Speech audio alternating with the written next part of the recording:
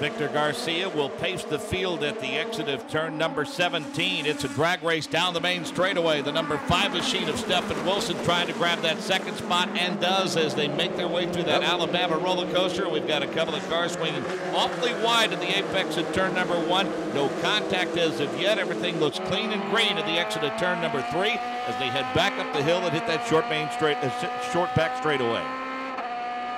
So the number 22 machine of Victor Garcia has the field in tow. The number 5 machine of Stephen Wilson. Anders Krohn, oh, we have contact involving the number 7 machine. Esteban Guerrieri is parked the wrong way on the race course. A couple of other cars involved at scatter, among those the number 12 machine. That is, of course, the car of Juan Pablo Garcia. We see the number 3 machine across the way. That is Victor Carbone, who's moving very slowly. So something that you have rarely seen over the past couple of seasons, that is that number 7 Lucas Oil Sam Schmidt Motorsports machine is going to suffer a DNF here at Barber Motorsports Park. Well, looking at the replays, what's the last thing you want to do as a teammate? Take another teammate out. And Joseph Newgarden got to the inside of Esteban Guerrieri, and sure enough, the 11 essentially taking out the 7 machine there in turn 5. Turn 5 going to be very key in this event because many of the drivers consider turn 5 to be one of the few areas where you can overtake, where you can make a pass. And obviously, Joseph Newgarden, the champion from 2 weeks ago at St. Petersburg, thought he had an avenue there to get by Guerrieri. Well, it's interesting to note, you and I had an opportunity to spend some time with Joseph Newgarden after the drivers' meeting this morning, and we asked him about the premium passing zones on this race course, and he was quick to reference that area in which the incident occurred. As he makes his way back onto pit road now, and he'll come to the attention of his crew, who will assess the damage and see if Joseph Newgarden is going to be able to continue on. Meanwhile, big damage, obviously, to the 7 machine of Guerrieri, which remains there in turn 5. The back end looks like it's lost to right rear mark chains, and they are going to call it a day for Guerrieri in that Lucas Oil Sam Schmidt Motorsports machine. He got out of the car and was a little on the animated side. He was not happy at all, no question about that. And you know, you start second, and you're looking for a good day. And all of a sudden, it comes unraveled in a hurry. And again, Dave, in this 13-race schedule, you know, one DNF can certainly make the difference in you having an opportunity to win the championship. Just wasn't a lot of real estate there as they made their way through turn number 1. And we're getting a view here at Barber Motorsports Park on the in-car camera of number 77, Connor Daly. And he had a narrow miss as he went wide of the apex at turn number 1. And then as they approach turn 5, that's when the carnage ensued. Yeah, you see Newgarden get to the inside of Guerrieri and just spin around the 7 machine. Nice job by Daly to stay out of the fray there. But on that initial start of the event, perhaps the move of the race was by Anders Krohn, who started 5th, made a couple moves, jumped up a couple spots. He now sits in P3. Make their way through turn number 5 now. That yellow and white Team Moore machine, the number 22 car of Garcia, starts to pull away now, and David looks like he's getting off the turn a little bit better than Wilson and Krohn. Well, this is not unlike that 3-minute qualifying session that ended up deciding pole for today's race. Garcia out front, runs obviously very well in clean air, and is proving it once again this afternoon. Now 17 turns on this course. It's a 2.38-mile track, 45 feet wide. The 17 turns featuring elevation changes of 50 feet. And, of course, this is designed for both motorcycle and car racing. Alan Wilson was the designer. He's a well-known track designer. And, of course, it was put in place with the mindset of meeting the highest standards of safety for participants and spectators alike.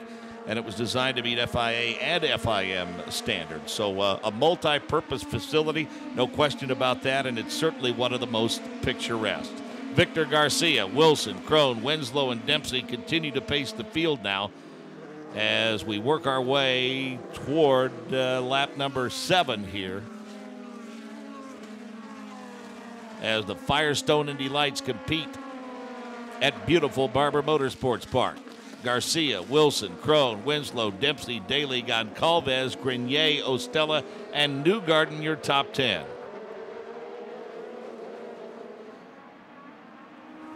Victor Garcia appears to be hooked up. No question about that. Car very fast up on exit, handling the turns very well.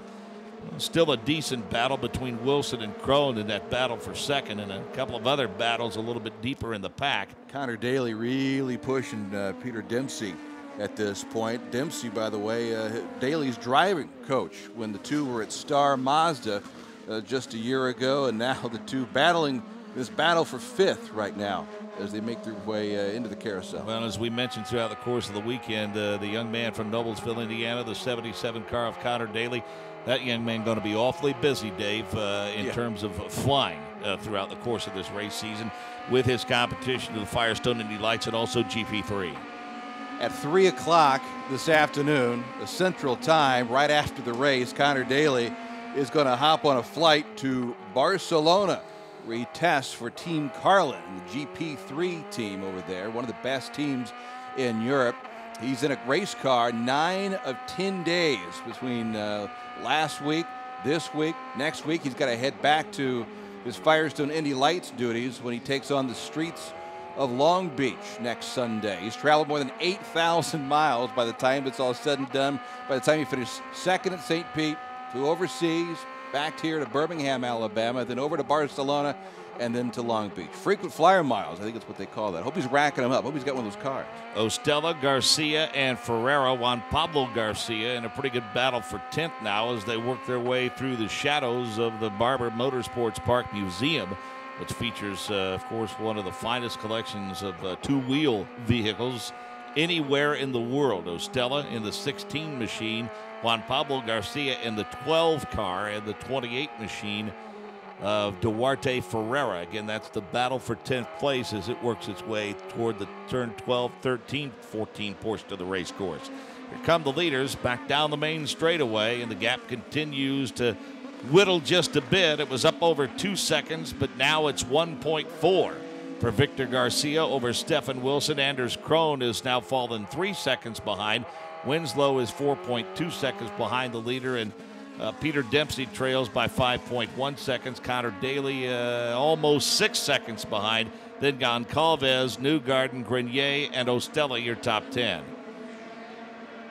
Daly moving to the inside of Dempsey in turn 5 and gets that position. So Connor Daly now on the move, heading into turn 6, up to fifth. Now has James Winslow in his sights for a battle for fourth. Have reached the halfway point of the race here at Barber Motorsports Park. The battle continues between Connor Daly and Anders Crone, and I would imagine those two have an air of familiarity about them after their battles in the Star Mazda series over the past couple of years. Talking about Anders Crone and Connor Daly. Daly takes a peek to the inside, and it looks like he's going to grab the spot. But will the car get washed wide and open the bottom for Crone? Not a lot of running room, not a lot of room between the two of them. A great side-by-side battle as they hit that little mini straightaway. They stay side-by-side now, and it looks like Daly's finally going to grab the spot. Great move by Daly because he knew that right-hander was coming up. He stays in that position where he was, moving to the inside, and makes the pass on Anders Crone. So the 77 machine now sets sail for the 26 car of James Winslow. Meanwhile, Winslow tried to put Stefan Wilson in his crosshairs as Wilson and Garcia try to do battle now for the top spot. Garcia has already bumped that lead up to about a second now as we get ready to complete lap 22. And we have trouble on the course. Cars taking evasive moves as the number 26 machine of James Winslow was involved in a melee, and the entire field slipped by him. Haven't gotten a chance to look at a replay yet on our video monitor, but several cars, Wilson, Daly, and company, go into turn number 2 together, and it looked like he had a little help getting spun around there, Dave. Hard to tell who that was, but yeah, someone got into the back of Dempsey, and that might have been Connor Daly. Machine of Connor Daly, yep. In fact, there he is, as Daly might have some right front wing damage as well. But Daly gets into the back. Got onto him twice. Twice, Wilson. Boy, Anders Crone did a great job to avoid him. hard on the binders for Ooh, Crone. And boy. yeah. The 26 machine came from nowhere. And they touched tires. Cut right across the nose. Then they touched tires in the next corner. So, I don't know, the blame there perhaps 50-50. And there's no question there's some damage on that right front wing for Connor Daly. Garcia with about a car length advantage as Stephen Wilson continues to try to close. And boy, regardless of what happens here, it's been a strong bounce back for Stephen Wilson. He finished a very disappointing 16th at St. Petersburg, and he knows he's with a great race team. Of course, he's been with great race teams. A couple of years ago with Walker Racing for just 6 starts.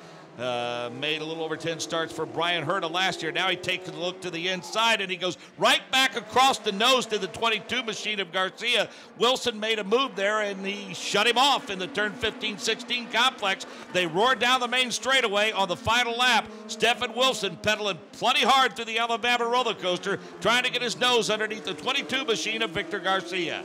You got 1 lap to go, 1 lap to make the pass. Wilson has fought hard this entire race to be in this position as they head to turn 5. Well, we'll see if Garcia gets off this turn as quickly as he did last time. Wilson laid on the brakes to try to gain a little momentum, and that lost a little momentum off to clear the museum and climb back into the throttle again. And that appears to be where Wilson gains a bit of momentum. 0.3 of a second, the differential between first and second, as these two talented drivers put on a great show on the final lap here at Barber Motorsports Park. You're looking at the future of the IZOD IndyCar Series. It is on display and putting on a great show here at Barber Motorsports Park. If Stephen Wilson has anything for Victor Garcia, he's going to have to show his hand now. They're working their way through the final turns of the complex now. Garcia with a great run, trying to go from pillar to post and lead this one. Wilson takes a peek underneath him, fills his mirrors up. Garcia keeps a pretty consistent line now. Wilson has some room to the high side. A drag race down the main straightaway, and the 22 machine of Victor Garcia leads from start to finish and will pull into victory lane, winner of the Honda Grand Prix of Alabama from Barber Motorsports Park.